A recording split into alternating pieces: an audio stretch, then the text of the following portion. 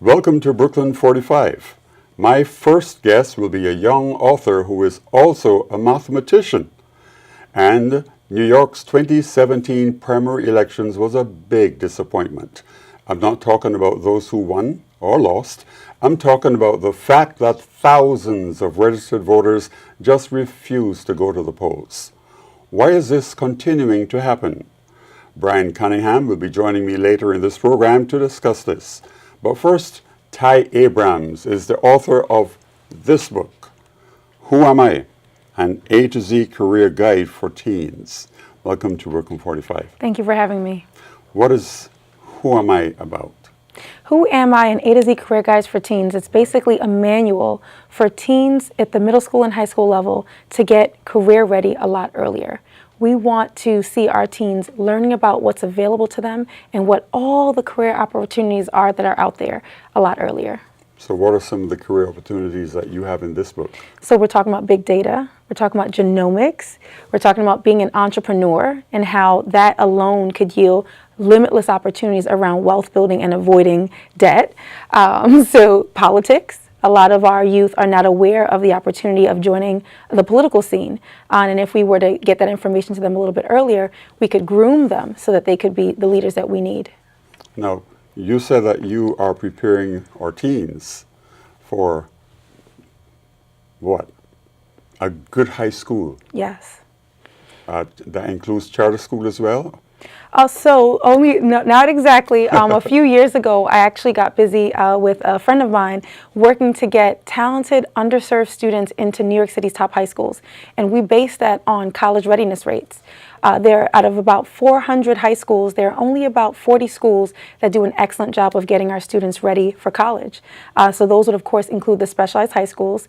And then you also have schools like Ness plus M, Bard, Townsend, Harris, and things of that nature that would allow our students to go into college ready and able to tackle their careers. Now, you mentioned underrepresented. Who are the underrepresented? So Black and Latino students are the most underrepresented students in top public high schools in New York City. What's been the response to your book so far? So our students are excited. This book is not for everyone. It is specifically for teens that are ambitious, that are ready to take their careers to the next level. You have students who are in these top high schools. They feel that they have a strong grasp on the content, but now they're looking for more. They're looking for what to do with their summers. They're trying to figure out how can they start to establish their networks and connect with companies that they might want to work with in the future. So it's really for that teen that wants to take their career to the next level. You refer to yourself also as a math magician. Yes. Explain that to me. What is a math magician? A mathematician is someone who is so excellent with numbers that they know how to make it work in their favor. So my best example of that is I actually graduated with $143,000 of student loan debt. That includes interest. Yes, I did go to an elite university, and as amazing as it was very expensive. You went to Duke University? I went to Duke University for college, and I had an amazing time. But I also do not love having that much debt. But I do pride myself on my ability to understand numbers and how to make it work in my favor. And I did that by becoming an entrepreneur. Oops. So you had how much debt again? $143,000. Yes. And that's certainly a part of my effort to provide this information to teens so that, one, they know how to avoid that debt by becoming more marketable, and two, they can find other avenues. It doesn't necessarily have to be a top college, or if you do go to a top college, are you ensuring that you're graduating being worth more than what you were going in? And that alone is an area that our teens are not aware of. Okay, so you say math magician, but you're also a mathematician. Yes. And a lot of our kids do so poorly in math. One, how did you do so well in math? And two, how do you get your teens to be interested in math and be able to discipline themselves to do well? Sure. So I had a phenomenal mentor when I was in middle school. He was actually a private math tutor and a parent. He came from Barbados, and he was excellent at teaching mathematics. And he looked like me, right? He was from a Caribbean descent. And so for me, seeing that, and of course, like knowing that someone who looked like me could do it, made a huge difference. And so working with him in 7th grade, I was able to get 2 grade levels ahead in mathematics. I did the 9th grade math regents in 7th grade and got 100 on it. And since then, I've had a leg up against the competition, of course. So I went to Bronx Science. I finished Bronx Science with multivariable calculus. I went to Duke and majored in mathematics. And of course, I ended up on Wall Street because I had a strong analytical skill set. So I really pit, my success around mathematics to that 2-year head start that I had in 7th grade. Tell our listeners about the importance of starting early. Oh, absolutely. So if you want to plan for success, like, if we're talking to parents tonight or students, success is really about early planning. If you look at some of the most successful families, even when the child comes out the womb, the family has a plan for what schools those students are going to go to, the networks they're going to be a part of, and of course, what those career paths are going to look like.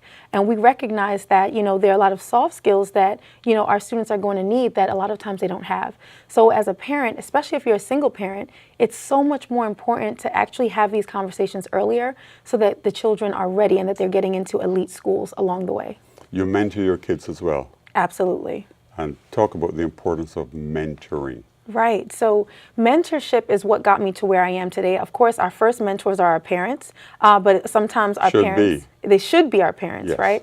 But sometimes our parents, they don't know everything. They know what they do know, what they've been exposed to. But if there's more out there that you want as a child, you have to be able to leverage other people's experiences and backgrounds in order to get to that next level. So, for instance, I wanted to be an entrepreneur. I did not come from a household of entrepreneurs, nor was there any cousin or uncle that I knew personally that was an entrepreneur. So, of course, I had to get busy finding mentors and examples of people who emulated what I wanted to become. So, of course, it was important for me, if you talk about how I get teens to be excited about mathematics, when they see me as an instructor in the classroom or even as an education leader, they see someone who looks like them, someone that they can relate to. And of course, I break down the concepts so simple that they can understand it. And because of that, it increases their confidence. Let's talk about the importance of mathematics in terms of our kids being successful as they move on. I mean, we're now moving into or becoming a society where math is very important and science is very important. Absolutely. And if our kids don't know math, they're behind, not behind the 8 ball, but they're behind everybody else who are behind the 8 ball.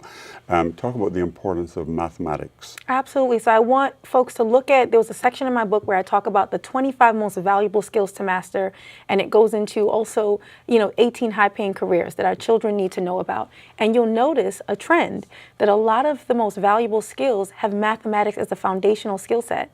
So I kind of break down, this might seem very high level for you right now, but what can you do right now while you're in school to position yourself for it? And a lot of times mathematics comes up. So we're talking about big data. Big data is a huge movement where we have the Facebook, the Instagrams, the Twitters, the YouTubes. There's so much information floating around there. So companies need talent to be able to analyze that information, put together charts and graphs and conduct presentations around it. So we're going to need folks who can sift through numbers and have a confidence around it. That goes back to mathematics. If we talk about, coding in general, like, technology and building apps, it's not necessarily math alone, but the mindset around analytics is built through mathematics. So a lot of times when we talk about building wealth and avoiding a lot of the debt that, we want our children to avoid, we need to get our children positioned to be able to secure 6-figure generating jobs post-graduation. And the only way, I won't say it's the only way, but the best way to do that is to have them to master the math and science disciplines at an early age. And of course, preparing themselves for the 21st century, the 22nd century, that's not too far away. Right. And preparing themselves not to be employed by someone, right, but to be even at a managerial level or at the level where people are going to come to you for support rather than working for somebody else. Absolutely. And I will add one more thing. It is a known fact that almost 65% of the jobs that exist today will not exist in the next 15 to 20 years. And so with that, our children are going to need to be innovative. They're going to need to create jobs. They're going to need to create new streams of revenue for companies. And a lot of times that comes from the problem solver's mindset. So when we think about the mathematician, what does the mathematician do? We solve problems. And so from me solving lots of mathematical problems that a lot of times my students are like, why do I need to do this? It's because you are being transformed into a master problem solver. So when you're in the school setting or in the workforce, you now can add value to that environment. Now, you're a co-founder and CEO at Admission Squad. What is Admission Squad? So Admission Squad is my nonprofit where I help talented, underrepresented students of color to get into New York City's top high schools that we talked about earlier. And when did you form this organization? In 2013. 2013. Okay, that's a long time ago. No, it's not a long time ago. You're a business coach. What do you do as a business coach? So a lot of times as I evolve in my career as an entrepreneur, I call myself an edupreneur, I get a lot of questions, from folks on how did you pay off your debt and how did you go about building your business, or I want to get into the education space. What can I do to, scale up the way you have? So a lot of times as a business coach, I will provide advisory support to new entrepreneurs who want to either emulate the path that I've kind of forged for myself or support them in scaling their companies within their respective industries. You kind of glossed over social media just now, but you also talk about the importance of social media, and you use social media a lot. Of course. So let's talk about the importance of social media and how do you use social media? Absolutely. So social media, the way I see it, it is the grand connector of people all over the world. When you look at Facebook alone, there's 1 billion people on Facebook. So I'm a businesswoman, of course, so I'm thinking through how do I get information to the masses? And so you have something called Facebook ads marketing. Facebook has literally collected everyone from across the globe, and now you can pay for the ability to get your message out to all of these people just through marketing.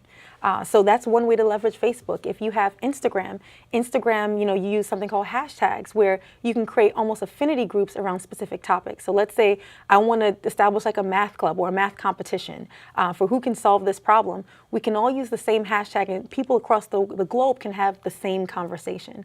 So I think it's the grand connector of folks. And I think it's important for me as an entrepreneur to get my voice out, my brand out, especially as we provide a platform for our students who are phenomenal, by the way, to be able to be pushed out there. I leverage social media a lot to close that gap and, of course, provide increased exposure. Now, your students are phenomenal. Not all students, unfortunately, and particularly the students of color, not all of us are phenomenal. Now, outside of what you do, how do we get our students to be as phenomenal as, say, the Asian kids and the kids from that other part of the world? Sure. So one, I think every student has the potential to be phenomenal, right? This is about a discipline, and it's about putting the work in. And I talk about this from Malcolm Gladwell's book about the 10,000 hour rule, right? All we need to do is put in our 10,000 hours around what we want to be an expert in. And if we teach our children this a lot earlier, they can become experts by 18 or 16, right? So for our parents, I really want to encourage our parents to really invest in the children, whether that is doing the work at home or investing in outside of the home programs. Some of these programs are free. They would require someone, you to bring that person there. I know from a perspective of Admission Squad, we have a program in place to support students from as early as 5th grade to get them ready for top high school admissions. So when these programs are out there, you have to take advantage of them. You have to recognize that the public school alone is not going to do the job to get your child to be successful at the highest levels. If we're talking about building billionaires, which is very possible, we need to make sure that all of the elements are in place for that to happen. Now, how do you keep your kids from being distracted by social media? Oh, this is a great question. I think we have to turn social media into a learning tool. Sometimes it's not about, taking a child away from what they love, but it's about teaching them how to leverage what they love for a positive reason. Because we don't want them to not be on social media at all. We want them to engage with it in a positive way. Tai Abrams, author of Who Am I? Yes. It's such a pleasure meeting you. Thank you so much. You're a young person, so you can relate to our teenagers, Absolutely. Of course. And you can also relate and help our parents understand that they have a responsibility, even though they may not be math geniuses. And That's okay. many of our parents may not understand mathematics at all. Right. But I'm sure that you are doing a wonderful job in getting our parents ready to inspire their kids and to help their kids do better. So thank you very much for being our guest on Brooklyn 45. Thank you. Oh, by the way, how do people contact you? So you can find me at my website, www.taiabrams.com, and on Facebook, Instagram, and Twitter, I am at I am Tai Abrams, T-A-I. Abrams. I am Tai Abrams. Yes, that's I who love I am. that. The New York City primary elections are now history. However, What continues to disturb many elected officials and candidates is New Yorkers' continuing disinterest in the primary elections, as evidenced in the low turnout. There are more than 3 million registered Democrats, but only about 15% bother to vote. Why is this so? Joining me to discuss this problem is Brian Cunningham, who has been working with New York elected officials for many years. Brian, welcome to Brooklyn 45. Hey Sam, thank you back for the invitation back. What really disturbs you about the low turnout? Well, a lot of folks, Sam, didn't come out yesterday. In our district, we have 75,000 registered Democrats. Whoever wins the seat will have 182,000 people they represent, but only 13,000 bothered to show up to the polls yesterday. So obviously, it is not a mandate for anyone who wins when there's such a low turnout. So obviously, one of the goals for our campaign was obviously to win, but the other thing we wanted to really do was increase voter turnout and participation. Now, you've been the power behind many elected officials. How does this low turnout, the one in the very recent primary election, compare to the previous ones? And how do you try to address that problem? I think coming in, we guesstimated that 12,000 people would come out. We talked about this a lot throughout the campaign. In fact, many of our outreach events, large outreach events, we would talk constantly to voters about what people are expecting. They're expecting 12,000 votes. We went to 13,000, which was a little bump in what we expected, but certainly not enough voters have come out. We tried so many different voter outreach strategies, whether it was social media, whether it was calling voters directly, text messaging voters directly. We used so much different outreach tools to get folks to get to the polls because we knew that had folks come out, their voices would be heard and we would see a tremendous change in who was representing our community. Why aren't people going to the polls? I think that's a byproduct of a number of things. One, I think that some people just don't know the importance of the New York City primaries, that essentially the primary winner is projected 99% of the time to actually win the election. And that's something that you actually, in November, choosing what a party has already established for you as your candidate. Walking here today and just walking down the streets today, I had a number of folks say to me, I'm voting for you in November. And I said, well, the election was yesterday. So a lot of folks just didn't know, and that's partially because we don't have civics in our education. It's something we talked about in the campaign is making sure that our curriculum is modernized and making sure we push that this is really important stuff. No, that's the curriculum we're in the public schools? I think in public schools, we don't have young people learning about civic education. They don't know what the difference between the federal government is and the city government versus the state government. People just don't know. And I had people even at train stations say to me all the time, I've never heard of you before. And my question always was, have you been to your community board meetings? Have you been to your precinct council meetings? There are a number of opportunities for you to meet your elected officials, their representatives, and people who are advocates in the community. But oftentimes, those meetings that happen on a monthly basis aren't attended regularly. And the same people who often vote year after year, which we call triple and double prime voters, are the folks that constantly come to the polls, but we have not had a widespread of people who are really engaging in the process. So civics education is one way of getting them out. I think what that's is important. another way of getting them out? Because you really got to try to address this problem from all angles.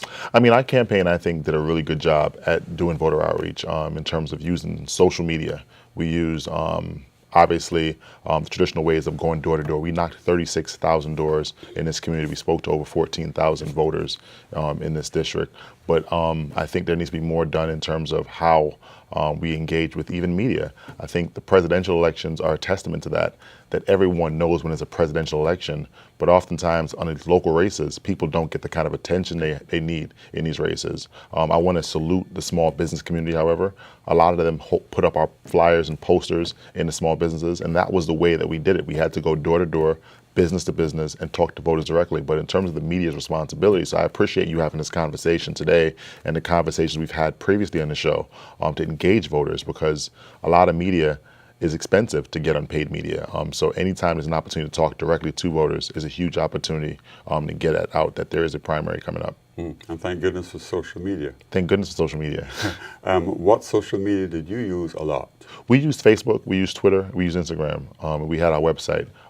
We did a number of outreach tools through those platforms, but also just being out there in the street, talking to voters at train stations, at coffee shops, at schools, anywhere we can talk to a voter, we were speaking to voters. But social media was tremendous.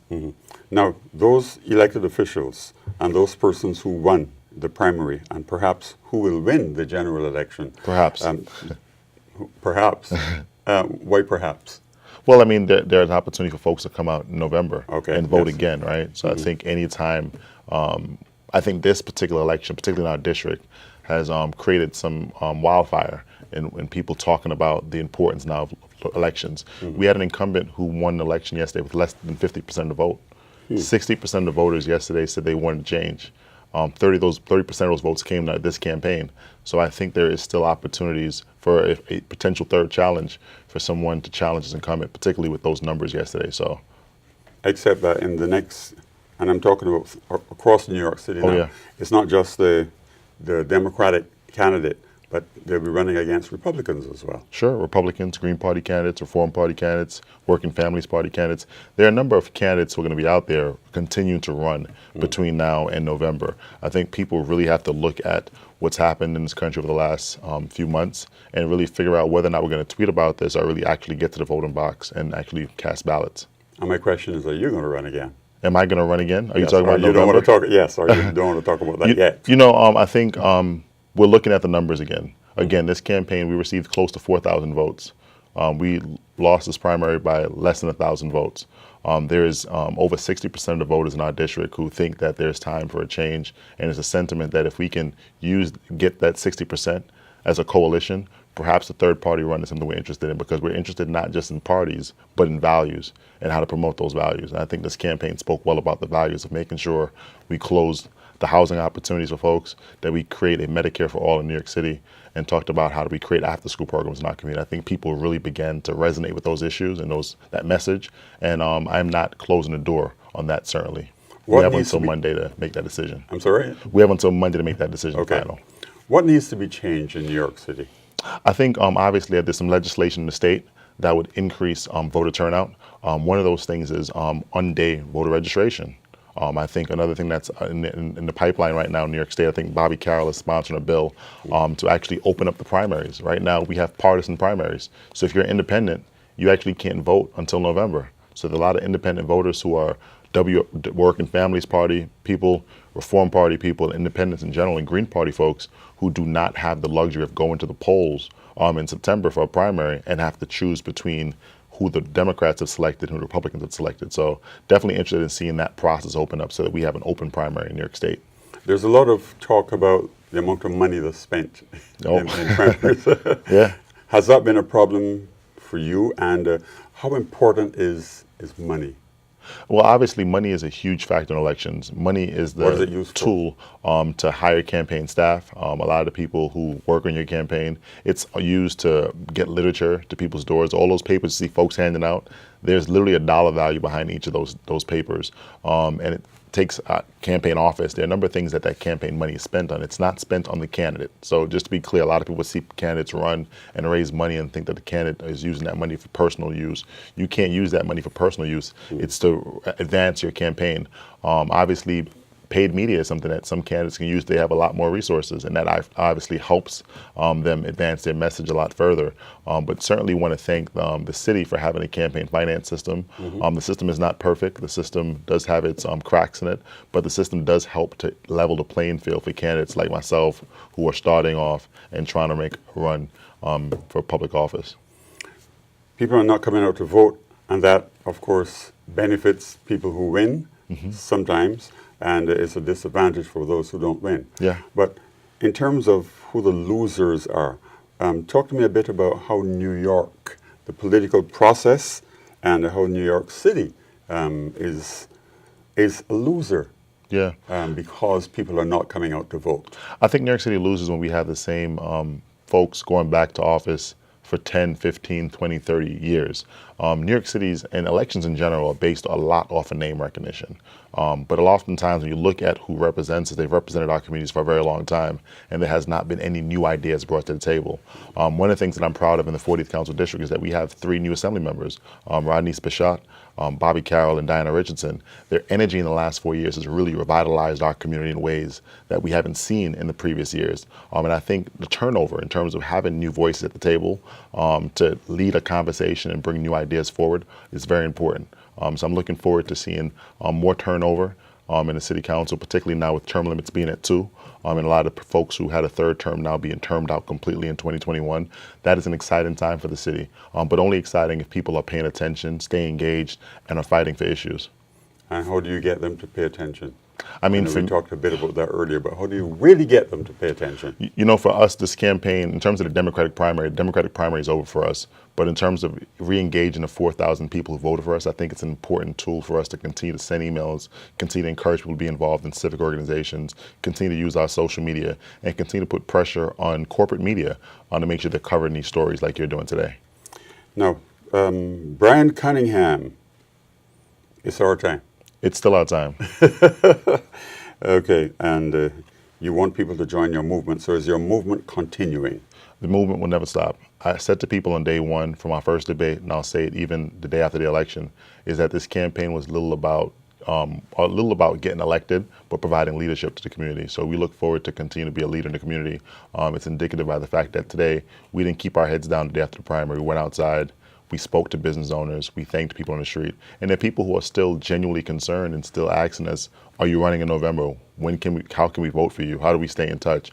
So we're continuing to put pressure on the system. I think we actually put a huge dent in the glass. We did not have the establishment support, but we were able to get people out to the polls in record numbers in terms of what a first-time candidate. We would almost less than 10%.